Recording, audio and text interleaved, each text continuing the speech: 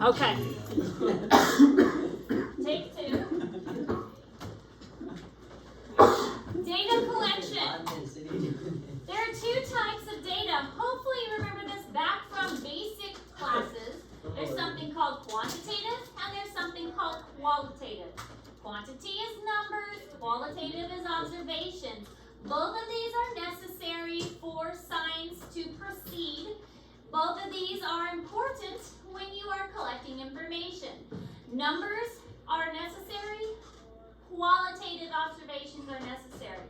When you're collecting data, you can say, oh, we caught 2 spiders. Or, oh, we caught 2 spiders, one was brown, one was black. That's 2 spiders is the quantitative, brown and black are the qualitative information. Whenever you are getting data, the more data you can collect, the better. You want to get as much data as you possibly can. I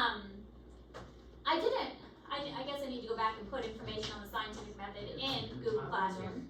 But scientific method, we are not going to go over that because you guys should know the scientific method. If you don't, you have not been paying attention much.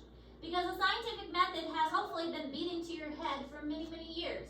You've got an observation, the observation leads to a question, the question leads to some research, which leads to a hypothesis, and that hypothesis leads to an experiment that you've got steps and so on and so forth. Okay, hopefully you know what the scientific method is. You should always take detailed notes. The more detail, the better. But as a scientist, should you try and make the outcome turn out the way you want it to? You shouldn't. They should happen naturally. This is Eric Smart, you should jump that down your throat.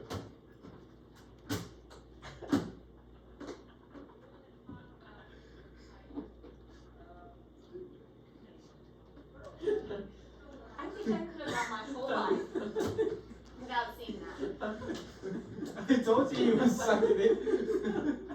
My whole life, I would have been fine I without told you. seeing that. I told you he was. I apologize. You can go on and let us You know. never made eye contact with her. Do I need to remove a banana from that table?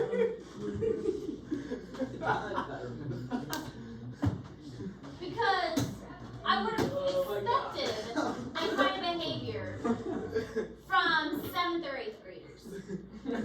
Now the 36 ACT score science.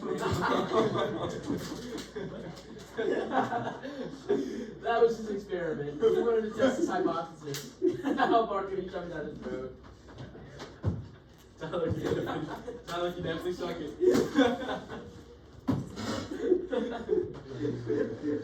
And the fact that he looked at it, I'm just, That's on video too. anyway, Gee, I believe you. Eric's I don't even know what I was talking about. What was I talking about? I don't even know. He doesn't do it. Cut. Qualitative, unbiased. Should you be unbiased during an experiment? Yeah. Yes. You should be unbiased during an experiment because you should never try and push the data toward what you think it should be. Even if your hypothesis is absolutely wrong, you should just write down how the experiment is going. Maybe something in your experiment messed up. That's okay. That's learning. You should always write what you are seeing and what's going on in the experiment, even if it's wrong. Because you are a scientist, you are not biasing the results, you are just writing down what the results are telling you. Right or wrong, write it down.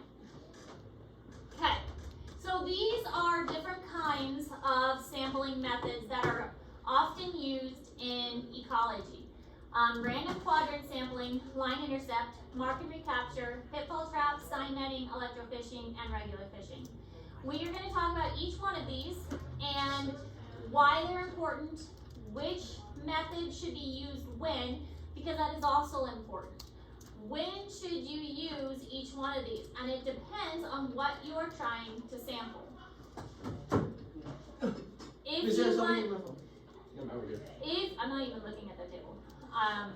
If you want to sample a plant, and whether that plant is a tree or a flower, that will determine what kind of sampling method you use. Random. Do you want to sample a fish or a mouse? That is going to change up what type of sampling method you use. Yep. Do you want to sample a deer, or do you want to sample a dandelion? Deer. That is going to determine what kind of sampling you use as well.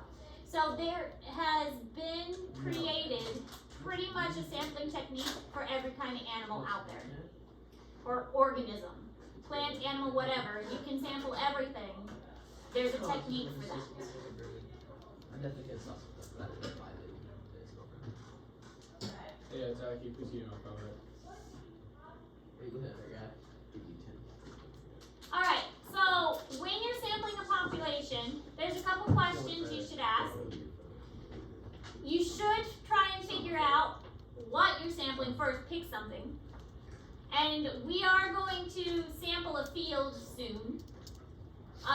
Biologists frequently use sampling techniques to estimate a population size. You could, let's just use dandelions as an example. You could go out there and count every single dandelion. You could do that. Is that the best use of your time? No. I mean, it's going to take you forever. You could do that, but no, it's not the best use of your time. So there are other ways you can do it to help you estimate the number of organisms in a population in the field without actually having to go out there and count them all. Are you counting an animal? If so, what size? Are you counting a plant? Is the thing that you're counting going to move? Is it stationary? If you're sampling an ocean, is the thing in the ocean like an anemone that's going to stay in one place, or is it a sea star that's going to move around, or is it a fish that's going to move really fast? These are all things you have to take into consideration once you decide what it is you want to sample and look at. All different ideas.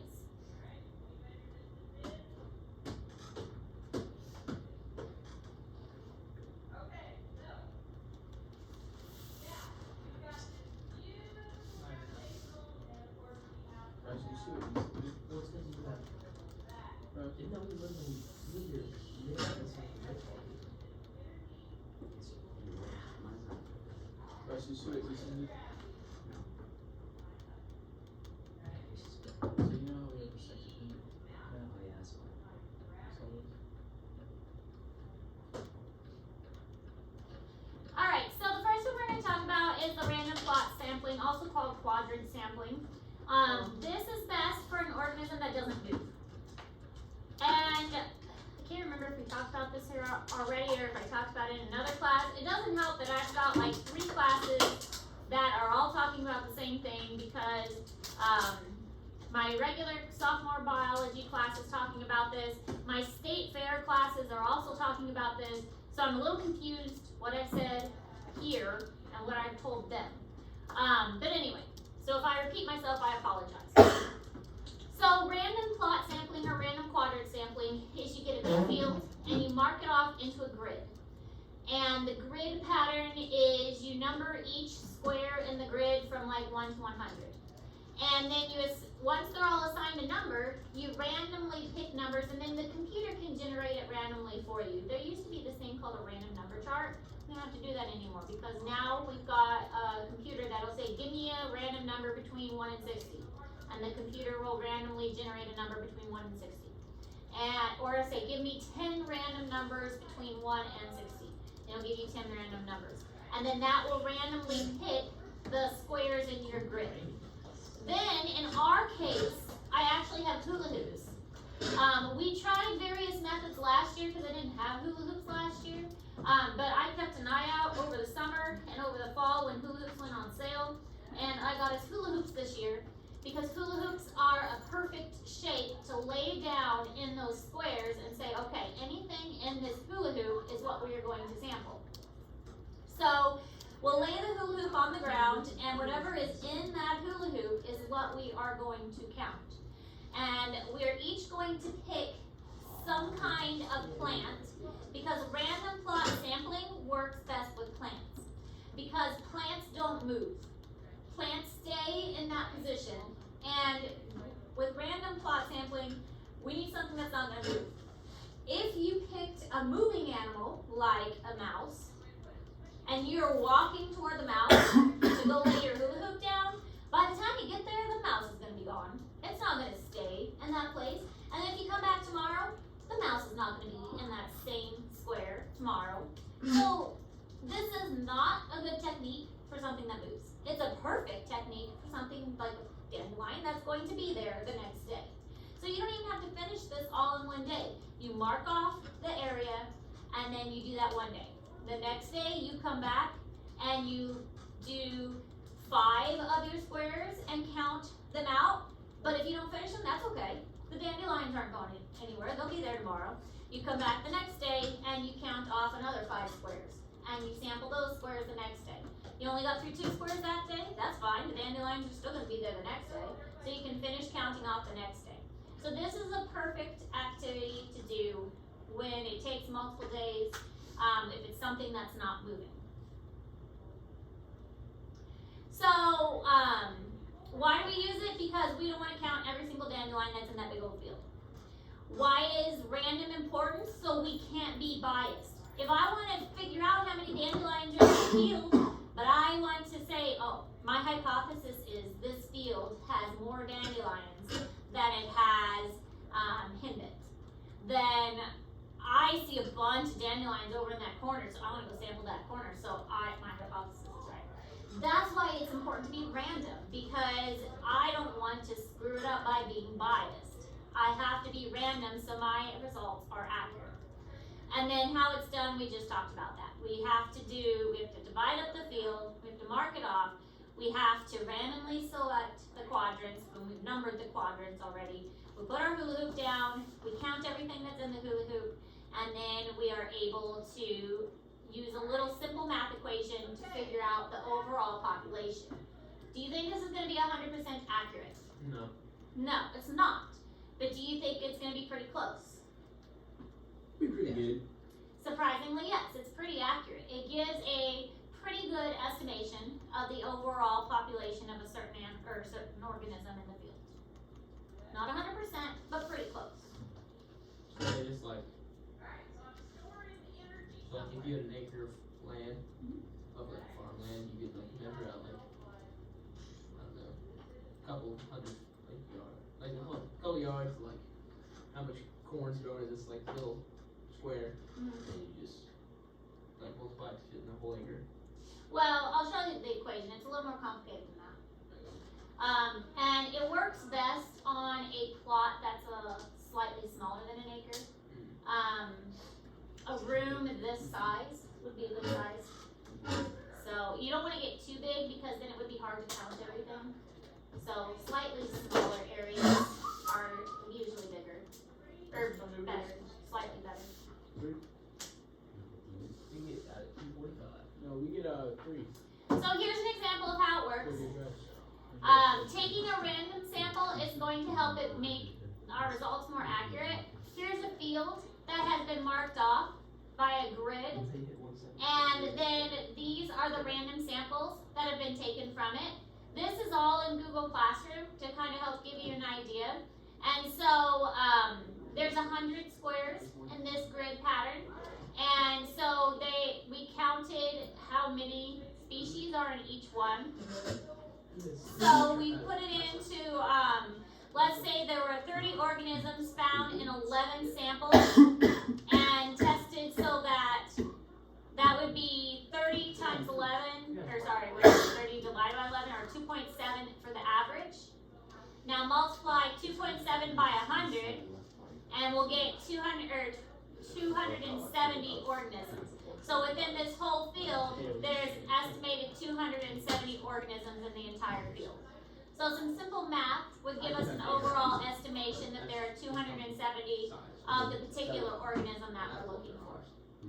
So pretty easy to get an overall average. We're actually going to do an indoor lab with this too. The indoor lab is kind of a paper lab that will help us to practice with this so that we can get an idea of how to do this. Same size as like Bryce's entire arm. Now here's just kind of a visual because you're going to run into some problems with this. Let's say that this is the plant that we're looking for right here. Okay, this one that's got these leaves that look like this. So what happens when the plant that we're counting is right on the line? What do you think we would do in this situation?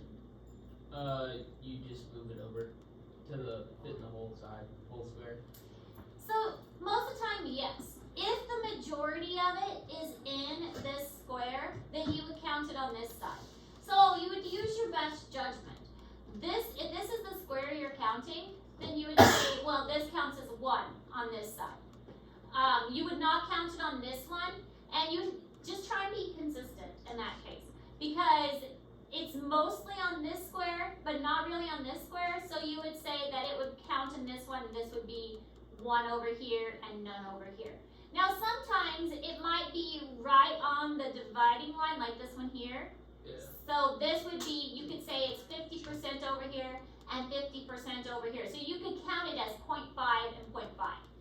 So as long as you're consistent, that's the main thing, okay? And so if you found another one like this, just make sure you're consistent and say, okay, that one's 0.5, that one's 0.5, because it's right on the line. This one, it looks like it's mostly over here, so I would probably count that as 1. This one's mostly over here, so I would count that one in this square. But you can see why it gets a little tricky sometimes. You just have to use your best judgment and be as consistent as possible. Does that make sense? Okay. So there are some advantages and disadvantages of this. With the random quadrant sampling, advantages is it's going to save you so much time.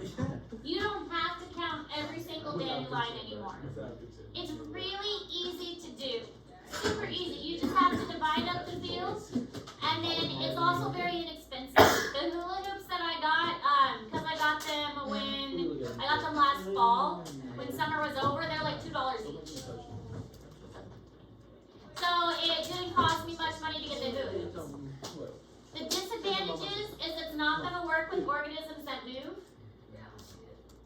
And it's hard to sample larger species, like a tree, because you're not going to get a hula hoop around a tree. Or a large bush.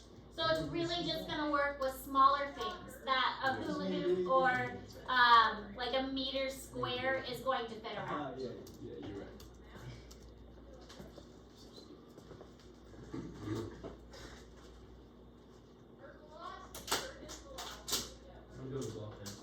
So this is definitely a sampling method we are going to try. I'd like to try this soon, now that you guys know how to do it.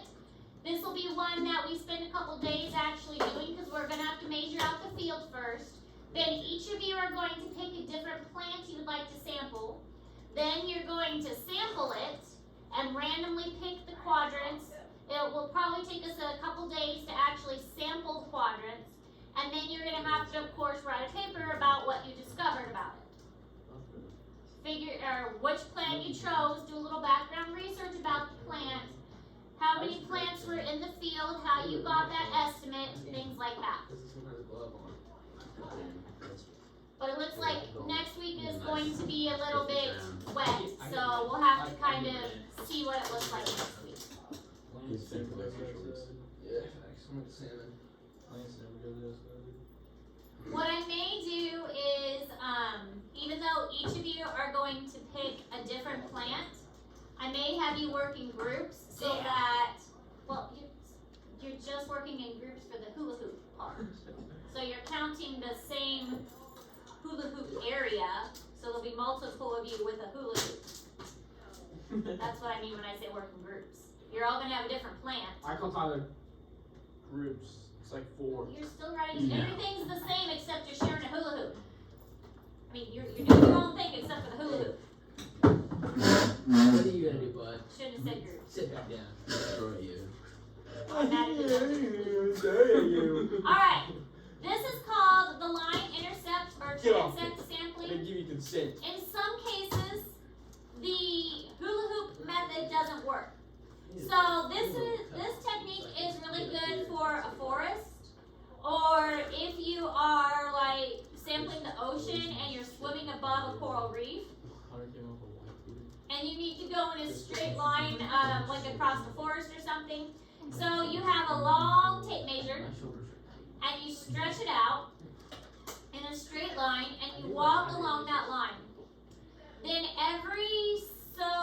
whenever you walk across this line, you look about 3 feet to either side. And if the thing you're sampling, like let's imagine a sycamore tree. There is a sycamore tree within 3 feet of your line, you count that. If there's not, there's not. And then you mark it on your line. I saw a sycamore tree at the 3-foot mark. Check. I saw a sycamore tree at the 5-foot mark. Check. And you just walk this line counting wherever you saw a sycamore tree. But if it was farther away from 3 feet from your line, if it's like 10 foot out there, you don't count it. They're both 5'2". As you go to the Sierra, And so that's why this is a really good technique in the ocean, because a diver can swim in a straight line right above a coral reef, and they can look down at it, and anything that they're swimming above, 3 feet to either side, they can sample. I guess it'd work if you were flying over it too. That's the most tiny little Flying vegetable over an in my area. life. where? Dude, Bye-bye. You need to eat some spinach, boy. You ever see those things where they like flex it, it's like a little bump It's just right a here? little bump. That's like Brennan. life You size. can't change that, right? What, have a small, like a short head or whatever it is? Or like a small, It just means. like you don't have a long bicep. Yeah, it means the tendon that attaches your bicep to your forearm is longer and the muscle. But he still needs to get a lap.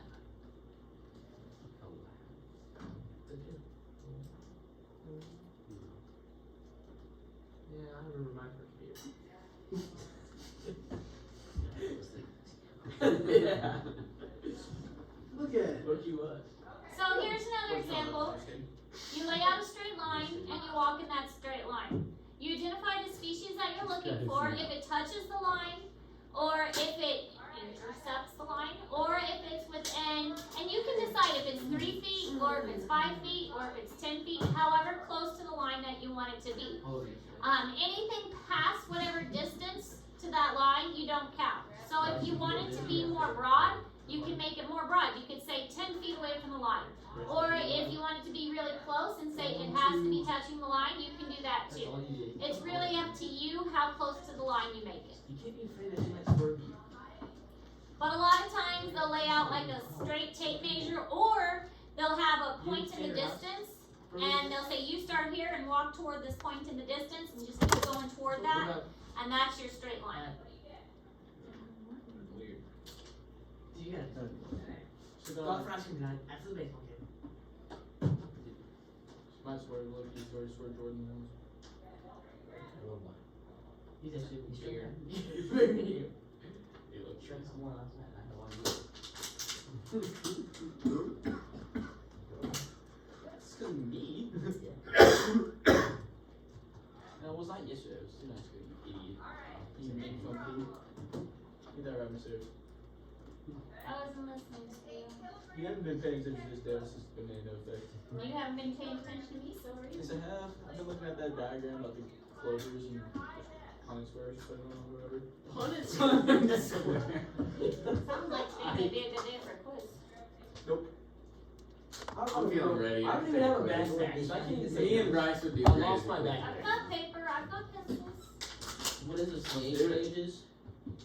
Wait, are we talking about the sampling? So I can Do that. You wanna do that?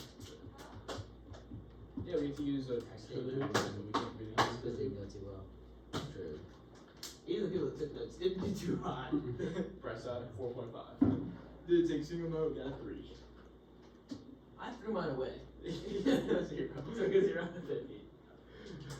Tyler, did it take those guys? I didn't do that on the test though. Alright, so point transect only count organisms that touch the line, so that would be a point transect.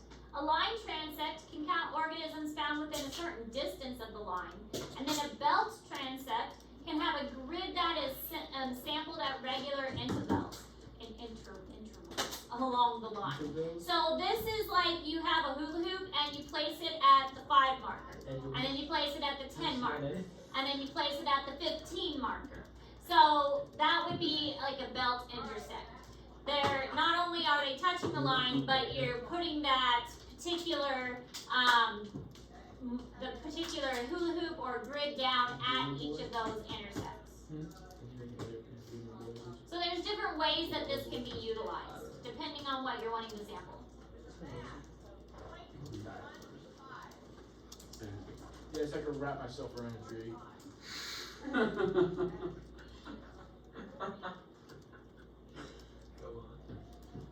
I just want one just because they're cool and they're good with gas. And you can wrap yourself around a tree. Yeah, that 25. I'll go to Georgia and get, they're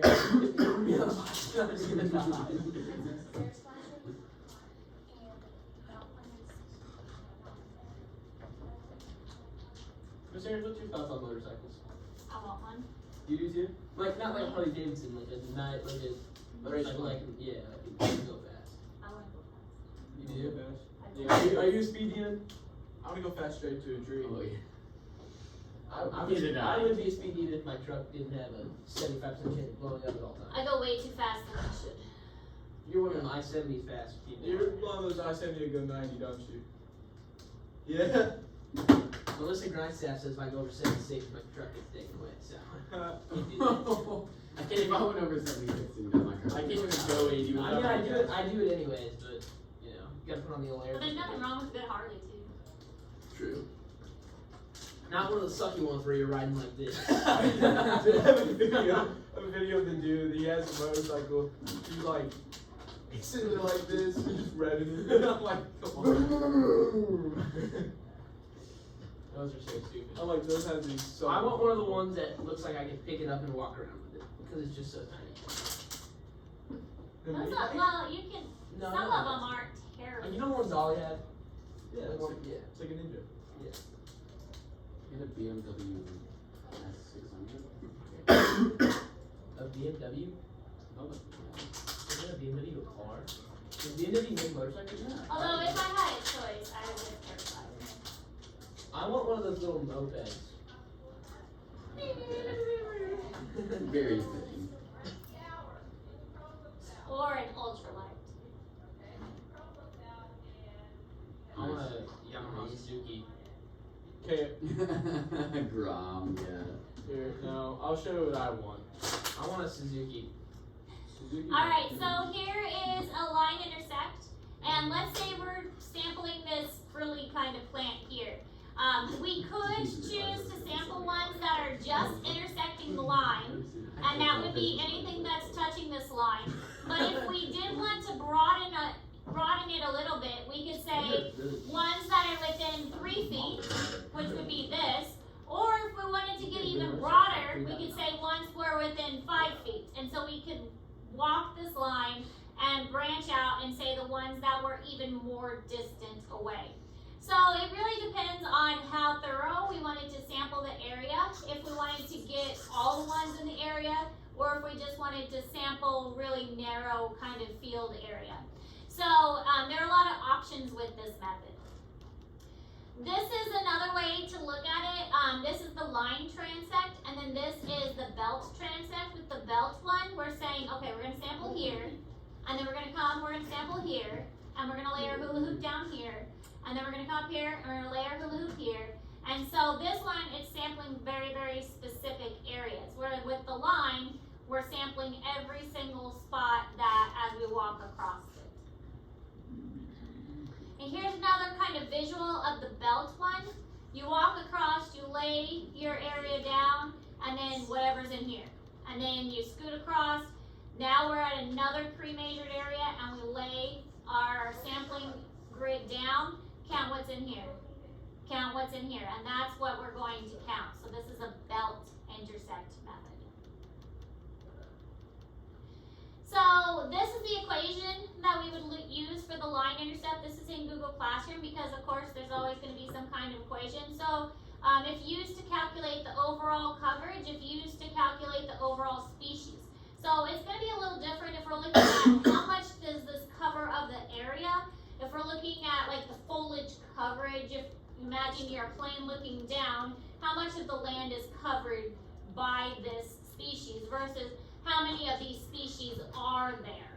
So we can get two different calculations depending on, does the forest cover the entire land, or just how many trees are in the forest. So that's two different ideas depending on what we are looking to gather from this data. What kind of information do we want to get from this data?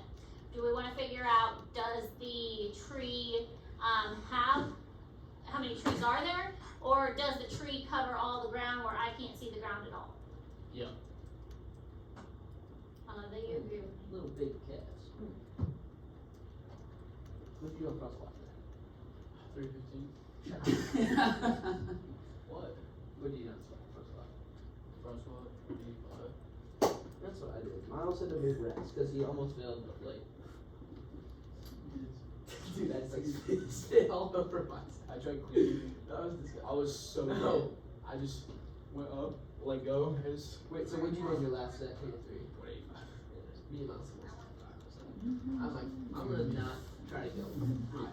So now I guess I'm on route for my PRV 210. As long as I'm above what's at about, I don't really care about playing. If I get above 180 or 110. Hello, this is Dr. Acton from Malmesbury Science, and this is Quantity. So today we are going to do an investigation to estimate the population size of daisies in our field. To do this, you will need a quadrat, and you will need to know the area of your field. I've measured the length and width of the field using a trundle wheel, approximating it to a rectangle. Multiplying those gives me a total area of 620 metres squared. Ideally, what you want to do is to split this area into a 1 metre square grid, for which every square has a coordinate, top right being 3120. Then, use a random number generator to choose random coordinates for your quadrat. This removes any bias. To be accurate, you should aim to sample around 5 to 10% of the total area, so I should sample 30 positions, but I'm just going to choose 10 today. You then place your quadrat at those positions and count the number of chosen organisms, which in our case is our unique species of flower, Dasius paperalis. So once your quadrat is positioned, you need to count the organisms, in this case daisies, in the 1 metre square. 1, 2, 3, 4, 5. This one here is on the edge of the quadrat, but because over half of the flower is within the quadrat or underneath the quadrat itself, we will count that flower. So that means there are 6 flowers in this quadrat. We would not count this daisy here because it is not over half in the quadrat, so it does not count. Even if it is partially covered by the quadrat, it does not count unless at least half of that organism is within our 1 metre squared area. Here are my results. What I then need to do is find the mean average of daisies per metre squared. For me, this is 7 daisies per metre squared. To estimate the total population, I just need to multiply this number by the total number of metres squared in the field, 620. This gives me 4,340 daisies. You can use this method of random sampling to compare population sizes in different areas, or even repeat this for the same area at different times. However, there is another way of using a quadrat that allows you to observe how population density varies between 2 points within an area. For this, we are going to use a transect and a quadrat. The first thing I need to do is lay a tape measure along the area I'm going to be sampling. I've laid this one out to a distance of 10 metres. I'm then going to sample along this line at 1 metre intervals and count the number of organisms and record those results. So I place the quadrat at the start of my transect, and I can see that there is one daisy on the edge of my quadrat here, so I'll record that in my table. I then need to move the quadrat up the transect 1 metre at a time There's and an count there's an in the in the daisies each Whenever time. the English letter word, they speak the same language. In the notes, it's You spell like that. Here are my results. I've plotted a line graph to show how the population density changes with distance from the gate. I could also use a kite graph. As you can see, the number of daisies per metre square increases the further from the gate we are. The most likely cause of this is people trampling them as they walk through the gate, the effect of which decreases with distance from it. This is what we call a biotic factor, as it is due to living organisms. Abiotic factors are those that are not due to living things, for example, light intensity or pH of the soil.